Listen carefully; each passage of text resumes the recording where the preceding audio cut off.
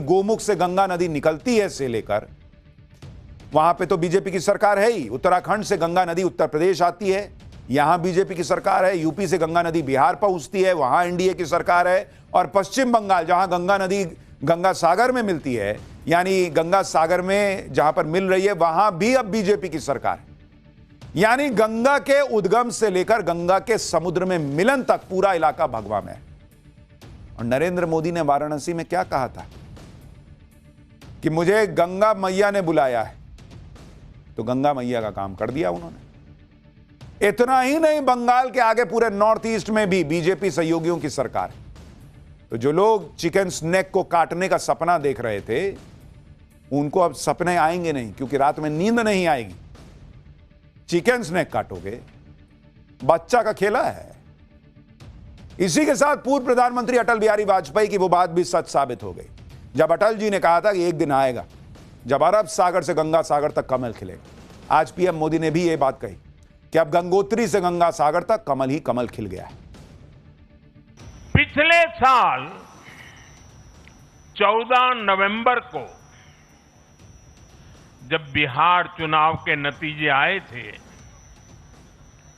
तब मैंने यही इसी जगह से बीजेपी मुख्यालय से आप सबको कहा था, गंगा जी बिहार से आगे बहते हुए गंगा सागर तक जाती है। और आज बंगाल की जीत के साथ गंगोत्री से लेकर गंगा सागर तक कमल ही कमल खिला हुआ है। बॉस, नरेंद्र मोदी ने इस देश में आर्थिक विकास से लेकर सनातन की अलख जगाने तक जो काम कर दिया ना, मुझे नहीं लगता और कोई नेता जो है वो आने वाले कई सालों तक कर पाएगा। नरेंद्र मोदी के सामने कोई टिक नहीं पा रहा है। उनका विजन देश को आगे ले जाने को लेकर और उनका मिशन सनातन को आगे ले जाने को लेकर, दोनों का तोड़े नहीं है भाई। लेकिन अब बंगाल में हिंदुओं ने ममता बनर्जी का पूरा खेल तो पलटा ही, लेकिन अब जो चुनावी डेटा आ रहा है वो ये बता रहा है कि मुसलमानों ने भी ममता बनर्जी के साथ खेला किया है। मुस्लिम बहुल इलाकों में लेफ्ट और कांग्रेस ने ममता बनर्जी का खेल बिगाड़ दिया। मुस्लिम बहुल 101 सीटों में तृणमूल 2021 में 89 सीट जीती थी और बीजेपी को मात्र 11 सीट मिली थी और अन्य के खाते में एक गई। 2026 में 101 मुस्लिम बहुल सीटों पर टीएमसी घटकर 53 पर आ गई बॉस, और बीजेपी 42 सीट जीतती दिख रही है और अन्य को 6 पर बढ़त है। यानी बंगाल में मुस्लिम बहुल सीटों पर टीएमसी को तगड़ा झटका लगा है। बीजेपी ने टीएमसी को तगड़ा डेंट दिया है। लेकिन यह सब हुआ कैसे? इसका एक फैक्टर मुस्लिम वोटों में कांग्रेस और लेफ्ट की सेंधमारी है। साल 2021 में मुस्लिम बहुल सीटों पर टीएमसी का वोट शेयर ऑलमोस्ट 51.5% था और बीजेपी का 33%, जिसमें लेफ्ट प्लस कांग्रेस उसका वोट शेयर करीब 15.5% था 2021 में। इस बार मुस्लिम बहुल सीटों पर टीएमसी का वोट शेयर 9% गिर गया बॉस। बीजेपी का वोट शेयर 3.5% बढ़ गया कि उधर हिंदू एक कंसोलिडेट हो गया, और लेफ्ट और कांग्रेस जिनका वोट शेयर 15.5% होता था वो बढ़कर 19.5% चला गया। यानी करीब करीब 4% वो बढ़ गया। तो ममता बनर्जी की हार की एक बड़ी वजह यह है कि एक तरफ हिंदू नरेंद्र मोदी के नाम पर एकजुट हो गया, दूसरी तरफ जो मुसलमान एकदम सटा रहता था ममता बनर्जी के नाम पर टीएमसी को वोट देने के लिए, वहां लेफ्ट और कांग्रेस ने सेंधमारी कर दी।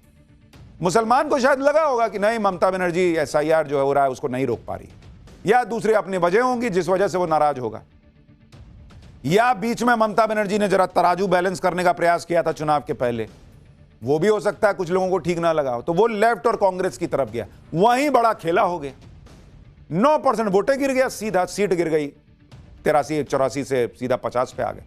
बंगाल में इस बार मुस्लिम वोट टीएमसी के अलावा लेफ्ट, कांग्रेस, आईएसएफ, हुमायूं कबीर की पार्टी में बंट गया।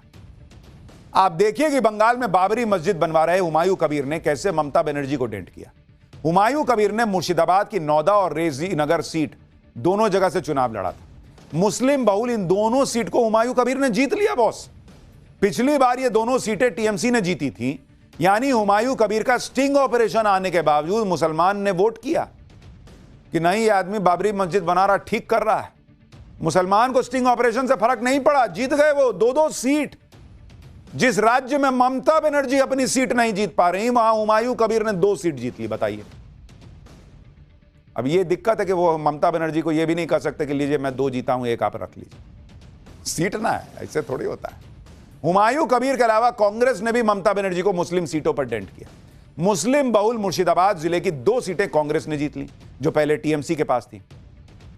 कांग्रेस के मुताबा शेख मुर्शिदाबाद की फरक्का सीट से जीत गए। कमाल की बात यह है कि 65% से ज्यादा मुस्लिम आबादी वाली यह सीट पहले टीएमसी के पास थी, इस बार टीएमसी वहां तीसरे नंबर पर है। इसके अलावा मुर्शिदाबाद की रानीनगर सीट भी कांग्रेस ने टीएमसी से छीन ली। इस सीट पर 70% से ज्यादा मुस्लिम आबादी है। पिछली बार यह सीट टीएमसी ने 60,000 के मार्जिन से जीती थी। इस बार इस सीट पर सीपीएम के उम्मीदवार करीब 48,000 वोट लेकर तीसरे नंबर पर है, यानी यहां कांग्रेस और लेफ्ट ने मिलकर टीएमसी का पूरा खेल ही बिगाड़ दिया। बंगाल में बीजेपी की जीत में एक बड़ा फैक्टर महिला सुरक्षा का भी है। आरजी कर हॉस्पिटल केस और संदेश खाली के मुद्दे को खुद पीएम मोदी ने बहुत जोर शोर से उठाया था। बंगाल की महिलाओं को भरोसा दिया था कि उनके खिलाफ हो रहे हर अत्याचार की फाइल खुलेगी। आरजी कर केस को लेकर ममता बनर्जी के खिलाफ जो गुस्सा था, उसे बीजेपी ने सही से समझा। आरजी कर केस की पीड़िता की मां रत्ना देवनाथ को बीजेपी ने पानी हाटी सीट से टिकट दिया था। नतीजा यह हुआ कि जिस सीट पर बीजेपी पिछली बार 25,000 वोट से पिछड़ गई थी, उस सीट पर बीजेपी उम्मीदवार रत्ना देवनाथ 20,000 वोट से बढ़त बनाए हुए हैं। बीजेपी की जीत में महिला फैक्टर ने कैसे अहम रोल निभाया वो समझिए। पिछली बार की तुलना में इस बार महिलाओं ने जमकर वोटिंग की। साल 2021 में महिलाओं की वोटिंग का जो प्रतिशत था वो 81.75% था, जो 2026 में बढ़कर 93% के पार चला गया। बंगाल में पुरुषों की तुलना में महिलाओं ने ज्यादा वोट किया था। महिला वोट 93.24% और पुरुष वोट 91.74% था, यानी महिला वोटर्स ने ज्यादा बढ़ चढ़कर हिस्सा लिया था वोटिंग में। बंगाल में नए वोटर्स और बंपर वोटिंग ने भी कैसे डिसाइडिंग फैक्टर की भूमिका निभाई। देखिए, साल 2021 टीएमसी को वोट 2,89,00,000 मिले थे और बीजेपी को 2,29,00,000 वोट मिले थे। 2021 का आपको बता रहा हूं। जबकि साल 2026 में टीएमसी को 2,41,00,000 वोट मिले और बीजेपी को 2,71,00,000 वोट मिले। करीब 30 लाख वोट का अंतर, यानी बीजेपी ने करीब 90 लाख वोट का टर्न अराउंड किया है। जो पिछले बार 60,000 का मार्जिन था उसको काटा और 30,000 का गेन कर लिया, तो 60 लाख और 30 लाख, तो मतलब 90 लाख हो गया। बीजेपी के इस बढ़े हुए वोट्स में बंपर वोटिंग की भी अहम भूमिका रही। 2021 में कुल वोट पड़े थे 5,98,00,000। 2026 में कुल वोट पड़े 6,31,00,000, यानी 33 लाख एक्स्ट्रा वोट पड़े थे। यानी बंपर वोट पड़े और ये वोट बीजेपी के पक्ष में जाते हुए दिख रहे हैं। बीजेपी इस बार बंगाल में ममता बनर्जी के मजबूत गढ़ में सेंध लगा पाई, क्योंकि प्रधानमंत्री मोदी और अमित शाह दोनों ने एक बहुत ही मुश्किल चक्रव्यूह में ममता बनर्जी को फंसा दिया। एक तरफ पीएम मोदी ने बंगाल में बीजेपी के जीतने पर घुसपैठियों के सफाई का ऐलान कर दिया। नरेंद्र मोदी का बोलना ही गारंटी हो जाता है, पब्लिक को कोई 2 बार सोचना ही नहीं पड़ता। वहीं अमित शाह की इस गारंटी का भरोसा बंगाल की जनता तक पहुंचाने के लिए खुद बंगाल में डेरा डालकर बैठ जाना था। पीएम मोदी और अमित शाह की जोड़ी ने मिलकर बंगाल में बांग्लादेशी घुसपैठ को, डेमोग्राफी में बदलाव, चुनाव के दौरान बोगस वोटर, राज्य के बिगड़ते लॉ एंड ऑर्डर, महिलाओं की सुरक्षा, बंगाल के लोगों की प्रॉपर्टी हथियाना, बंगाल के युवाओं के रोजगार का डाका डालना, हिंदू त्योहारों के दौरान दंगे भड़काने जैसे मुद्दों से जुड़ा हुआ बता दिया। और प्रधानमंत्री मोदी ने बंगाल की जनता को गारंटी दी थी कि जो शरणार्थी हैं उन्हें संविधान के तहत हक दिलाएंगे, जो घुसपैठिए हैं उनको खदेड़ देंगे। बंगाल में घुसपैठ पर चुनाव प्रचार के दौरान दिए गए पीएम मोदी का यह बयान सुनिए। साथियों, बंगाल के लोगों की एक बहुत बड़ी चिंता घुसपैठियों की है। जो लोग पीढ़ियों से अपने गांव, अपने मोहल्लों में रहते आ रहे थे, उनके देखते देखते उन पर घुसपैठियों का कब्जा हो रहा है।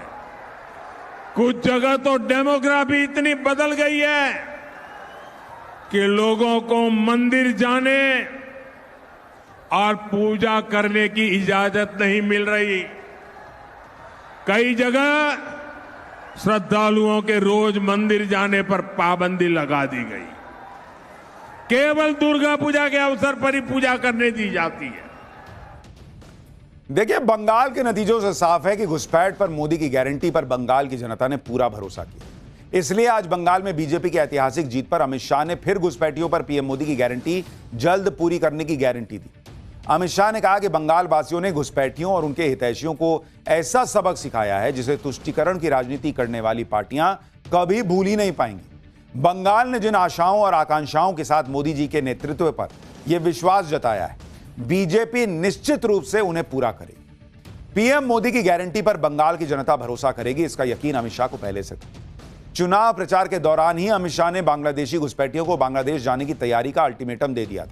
अमित शाह ने दो टूक कह दिया था कि बीजेपी के चुनाव जीतने पर घुसपैठ रोकने के लिए 45 दिन के अंदर बंगाल की सीमा को सील कर देंगे और उसके बाद एक्शन जो होगा वो तो देखेगी दुनिया। आप सुनिए अमित शाह का वो पुराना बयान। भाइयों बहनों, मुझे बताओ, हमारे बंगाल को घुसपैठियों से मुक्त करना है या नहीं करना है? क्या भाईपो कर सकता है? जोर से बोलो, भाईपो कर सकता है? दीदी कर सकती है?